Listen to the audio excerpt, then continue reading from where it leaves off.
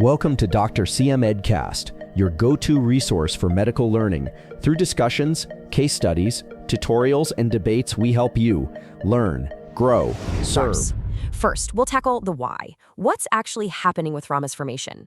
Then we'll walk through the major drug classes, the old classics and the newer players. And we'll finish everything up with a really high-yield review to make sure it all sticks. Okay, let's jump right in. Section 1 is all about thrombus formation. See, before we even touch on the drugs, we have to get a solid grasp of the problem we're trying to fix. So let's start with that why, the whole reason these therapies exist in the first place. Okay, so the fundamental problem we're dealing with, it's the thrombus. It's basically a blood clot that forms where it's not supposed to be, inside an artery or a vein, gumming up the works and blocking blood flow. Oh, and a quick sidebar for your clinical vocabulary. If you see that clot paired with inflammation, we call that thrombophlebitis. Now, this next point is absolutely critical. You have to understand the difference between arterial and venous clots. They're two totally different beasts. On one hand, you've got your arterial clots. These are all about platelets. They're sticky, they love to form on ruptured plaques, and they cause very localized, very immediate trouble. Think heart attacks and strokes. Then on the other hand, you've got venous clots. These are less about platelets and more about slow, stagnant blood flow, stasis, and the clotting cascade getting kicked into gear. The big danger here? These guys can break off, travel through the bloodstream, and cause something like a pulmonary embolism. You've got to keep this difference straight because it's literally why we have different drug classes. We use antiplatelets for the arterial side and anticoagulants for the venous side. And here it is, our pharmacological treasure map, the coagulation cascade. I know, it looks complicated, but trust me, for what we need, it's actually pretty straightforward. You've got these two starting paths, the intrinsic and extrinsic pathways, right? But the key is that they both lead to the same place. They merge to activate one critical player, factor X. Factor X then turns on thrombin, and thrombin is the enzyme that builds the final fibrin clot. This is the whole ballgame right here. This meeting point at factor X and thrombin, that's where the magic happens. Why? Because almost every single anticoagulant drug we're going to talk about hits one of those two targets. All right, let's put that map into action. Section 2, and we're jumping into our first major drug class. The prototype here is heparin. So from now on, when you hear heparin, I want two things to pop into your head: fast-acting and hospital-based. This is the drug we reach for when things are getting serious, right now. So how does heparin actually work? It's pretty cool, actually. It's not a direct blocker. Think of it more like a catalyst or a turbocharger. It finds your body's own built-in anticoagulant, a protein called antithrombin 3, and it basically cranks its power up to 11. When heparin binds to it, antithrombin 3 becomes 1,000 times more effective at what it does. And what does it do? It shuts down those two key players we just talked about, thrombin and factor XA. The end result, the main pharmacological effect, is that you stop fibrinogen from turning into fibrin. No fibrin, no clot. Simple as that. And because it works so incredibly fast, its therapeutic uses make perfect sense. Heparin is really for those acute situations where you can't afford to wait. We're talking about treating an active DVT or pulmonary embolism, preventing clots right after a big surgery, or keeping blood from clotting in machines outside the body, like during heart surgery or hemodialysis. Okay, let's talk about the downsides, the adverse effects. The most obvious one isn't a surprise at all, right? If you're really good at stopping clots, you're also going to increase the risk of bleeding. That's just the flip side of the coin. But there's a more unique, serious reaction you have to watch out for, and that's heparin-induced thrombocytopenia, or HIT. That's a really dangerous drop in your platelet count. And this leads us to an absolute must-know, high-yield exam pearl. If a patient is bleeding because of too much heparin, what's the antidote? You have to know this. It's protamine sulfate. This is a great way to see how this drug class has evolved. Over on one side, you have the original unfractionated heparin, or UFH. It's a big, bulky molecule, and its pharmacokinetics are, well, kind of all over the place. That's why you have to constantly monitor patients on it with a lab test called the APTT. But then, look at the other side. This is the upgrade: low molecular weight heparins, or LMWHs. The classic prototype here is enoxaparin. These are basically just smaller, cleaner pieces of the original heparin molecule.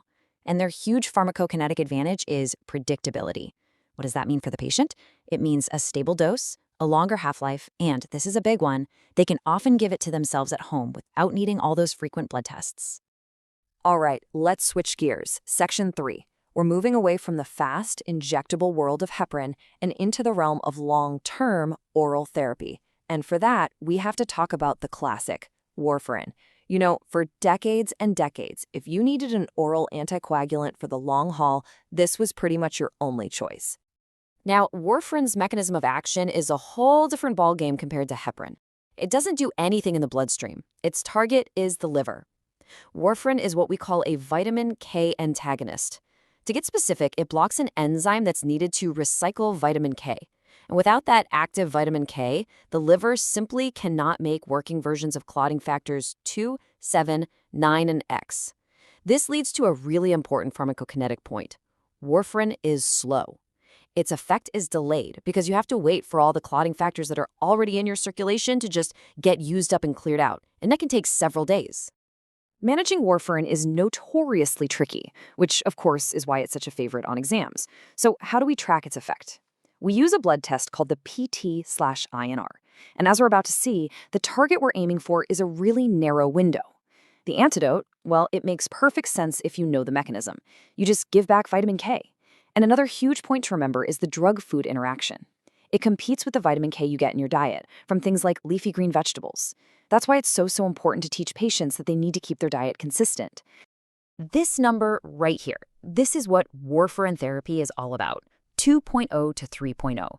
For most of the big indications like AFib or DVT, this is the magic range. You want the patient's INR to stay inside this very narrow window. If they dip below 2.0, you're worried about clots. If they creep up above 3.0, the risk of a major bleed goes way, way up. And honestly, trying to keep them in that sweet spot, that is the fundamental challenge of using this drug. So think about all those challenges with warfarin we just talked about. The slow start, that tiny therapeutic window, all the blood tests, worrying about what you eat. It all created this huge demand for something better. And that brings us to our next section, and the next class of drugs that came along to meet that need, the target-specific oral anticoagulants, or TSOACs. You'll also hear them called DOACs. And really, their name tells you everything you need to know. Target-specific. Instead of warfarin's broad, messy approach, these drugs are like molecular snipers. They're designed to take out one single target in that coagulation cascade we saw earlier. So this gives us two main groups. First, you have your direct thrombin inhibitors. Dabigatran is the prototype there. And then you have your direct factor XA inhibitors with drugs like rivaroxaban and apixaban. See? It's a much cleaner, much more direct way of getting the job done. So, this is where we have to talk about the clinical trade-offs. The huge win for the OTACs, thanks to that clean mechanism, is their predictable pharmacokinetics. And this is a total game changer. It means you can give a patient a fixed dose every day, and they don't need to come in for constant INR checks. It's amazing. But there are challenges. They have a shorter half-life, which means if a patient misses even one dose, their protection drops off much faster than it would with warfarin, so adherence is everything. You also have to remember that they're cleared by the kidneys, so you've got to be careful with patients who have kidney disease. And for a long time, the big scary thing was the lack of a proven antidote, but thankfully, that's starting to change now. Okay, to really get the full picture, we need to zoom out for a second. Anticoagulants are super important, but they're just one piece of a bigger puzzle we call antithrombotic therapy. So let's quickly make sure we know how they differ from the other two big players, the antiplatelets and thrombolytics. Let's circle all the way back to the beginning. Remember how we said arterial clots are all about platelets? Well, this is where antiplatelet drugs come in. Drugs like aspirin and clopidogrel. They don't even touch the coagulation cascade. Their entire mechanism is different. They just make platelets less sticky, stopping them from clumping together. This is why they are the absolute cornerstone for preventing arterial clots, the kind that cause heart attacks and strokes.